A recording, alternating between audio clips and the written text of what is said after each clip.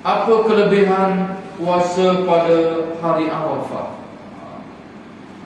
Pada asalnya telah terjawab tadi. Puasa disunatkan pada hari 10 yang awal di bulan Zulhijjah ini. Tetapi di antaranya sangat dituntut, kalau tak buat 9 hari pun, sebab Nabi ada juga tak buat, boleh kita puasa pada hari yang ke-9, kerana kelebihan besar yang sabit datang dan sahih datang dari Nabi SAW bagi orang yang tidak menunaikan haji di Mekah. Orang yang menunaikan haji di Mekah tak diperintah berpuasa pada hari Arafah. Hari Arafah ni hari raya dah. Di antaranya ialah dari Abi Qatadah radhiyallahu taala anhu, apabila Nabi ditanya tentang puasa pada hari Arafah daripada Abi Qatadah. Hadis ini sahih, ada dalam Sahih Muslim. Nanti kita akan bertemu bila sampai pada babnya insya-Allah. Ada sahabat yang bertanya berkenaan dengan puasa Arafah. Nabi SAW menjawab, puasa hari Arafah adalah penghapus dosa setahun yang lalu dan setahun yang akan datang. Hadis riwayat Imam Muslim. Terang hadisnya sahih, bukan sahaja diriwayat oleh Imam Muslim, juga ada di dalam kitab-kitab hadis yang lain, dalam kitab sunnah yang lain yang statusnya sahih. Di dalam satu riwayat Nabi mengatakan, aku mengharapkan bahawa puasa Arafah ini akan dihapuskan dosa setahun yang lalu dan setahun yang akan datang.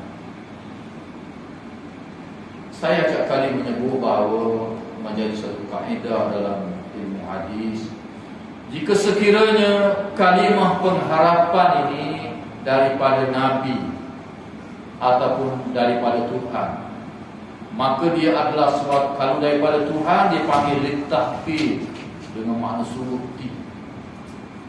Ya ayyuhalladzina amanu kutiba alaikumusiyam kama kutiba alal ladzina min qablikum la'allakum tattaqun. Wahai orang-orang yang beriman, diwajibkan kepada kamu berpuasa sebagaimana yang diwajibkan pada umat yang sebelum daripada kamu. Mudah-mudahan kamu menjadi orang yang bertakwa. Lazimnya diterjemah begitu. Mudah-mudahan, suatu pengharapan.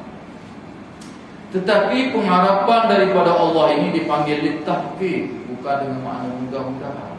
Dia dengan makna sesungguhnya pasti akan dapat takwa, tapi dengan syarat melaksanakan tuntutan-tuntutan puasa.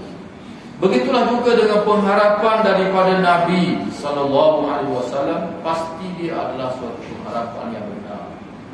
Cuma dia panggil adaban ma'allah, adab Nabi bercakap apabila melibatkan Allah Subhanahu wa ta'ala. Yang menjadi penghapus dosa ni siapa?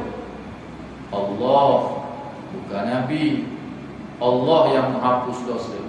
Jadi Nabi SAW menggunakan bahasa yang beradab dengan Allah Subhanahu wa ta'ala. Aku mengharapkan, suatu pengharapan, aku mengharapkan puasa hari Arafah ini menjadi penghapus dosa setahun yang lalu dan setahun yang akan datang. Tetapi dalam beberapa riwayat dia sebut secara terang, tak sebutkan bentuk pengharapan. Antaranya dalam riwayat Imam Muslim, nanti kita akan bertemu hari ini, Nabi kata menjadi penghapus dosa setahun yang lalu dan setahun yang akan datang. Besar tak kelebihan? Besar tak? Jadi kalau sempat dengan 9 Zulhijjah ni, terpakat puasa lah, puasa, azam puasa. Dah ingat nak niat malam mana? Lagi tak buka puasa sunat ni boleh sehingga gelincir matahari. Orang tahu ini 9 Zulhijjah, dengan syarat tak makan, tak minum lagi lah. Roti canang kosong roti dah, jangan close deh. 9 Zulhijjah, puasa dah, yalah makan dah. Yang niti dah. Ya? Ya. Orang masuk perubahan ni dia buat ada tidak proses. Ya? Orang masuk perubahan, korban. Korban? Dia Orang mati kurban ni buat putih tak? Puasa sunat dia. Tak ada wajib Orang yang berkorban puasa ni sunat juga, tuntutan sama dengan orang yang tak korban pun sunat juga Nabi SAW bagi orang yang korban masuk awal Zulhijjah ni dilarang lagi mencukur rambut, gunting rambut, memotong kuku start malam ni maghrib tadi. Mari boleh ni Tidur sama dia tak tahu. Ya, Tidur sama dia. hidup sama boleh dah di awal Zulhijjah ni. Boleh. Bukan boleh pahala boleh pahala. Ibadah juga tu amal soleh tak tu? Amal soleh dah tidur bersama. Amal soleh tak? Nabi kata tadi amal soleh yang sangat dikasihi oleh Allah ialah pada 10 Zulhijjah. Dia termasuk amal yang soleh. Sahabat kata bersama dengan isteri pun boleh pahala. Bersama dengan isteri pun boleh pahala ya Rasulullah. Rasulullah kata bagaimana jika dia bersama dengan bukan isteri dia yang tak halal baginya, berdosa ke tak? Berdosa. Maka begitulah dia bersama dengan isterinya, maka dia boleh pahala, bahkan pahalanya besar. Bukan itu sama dia tak nak hei Molek 10 yang awal.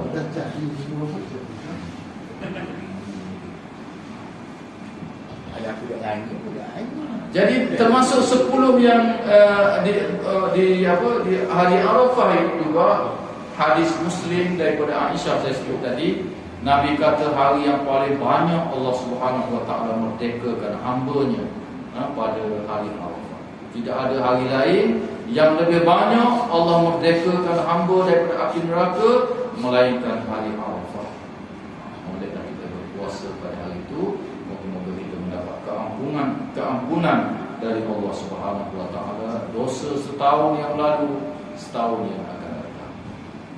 Tahun lepas puasa dah ingat, moga-moga tahun ini boleh kelebihan yang tersebut. Bahkan hari Arafah ini disebut sebagai hari raya oleh Nabi sallallahu alaihi wasallam. Hari raya. Tetapi orang yang wukuf tak bolehlah hari raya makan Kita pun walaupun hari raya boleh puasa. Hari raya betul-betul hari raya haji itu baru tak boleh, iaitu hari tasyrik. Hari raya pertama, hari raya kedua dan hari 3 hari yang berikutnya tak boleh puasa. Sayyidina Umar pernah orang Yahudi mari kat dia. Dia kata, wahai Amirul Mukminin, ada satu ayat dalam Al-Quranul Karim, dalam kitab kamu, kalau turun pada kami, kami buat dia sebagai hari raya. Sayyidina Umar kata, ayat apa? Orang Yahudi ni pun apa? Dia kata ayat al-yawma akmaltu lakum dinakum wa atmamtu alaikum ni'mati wa raditu lakum al-Islam. Hari ini aku telah sempurna bagi kamu agama kamu, dan aku redha Islam ini menjadi agama. Al-yawma akmaltu lakum dinakum wa atmamtu alaikum ni'mati, dan aku telah sempurnakan kepada kamu nikmatku. Wa raditu lakum al-Islam madina, dan aku redha Islam ini menjadi din, cara hidup kepada kamu. Ayat ni, saya nak mengatakan ayat ni. Kalau ayat ni kami tahu di mana diturunkan dan bila ia diturunkan. Dia turun pada hari raya kami dah, kata saya nak hari Arafah. Ayat ni turun pada hari Arafah, Hajjatul Wada, haji perpisahan Nabi SAW dengan umatnya yang dihadiri lebih daripada 70,000 para sahabat radhiyallahu anhum. Ini sahabat ni lebih daripada 70,000. Mari Hajjatul Wada kita tengok Nabi 70,000 lebih dah situ. Nabi balik ke Madinah dalam beberapa bulan selepas itu Nabi sakit dan membawa kepada wafatnya Rasulullah SAW.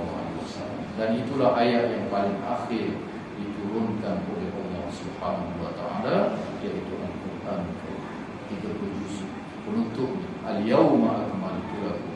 Diturun bila? Diturun pada hari Arafah, pada hari haji perpisahan, haji Arafah, haji perpisahan.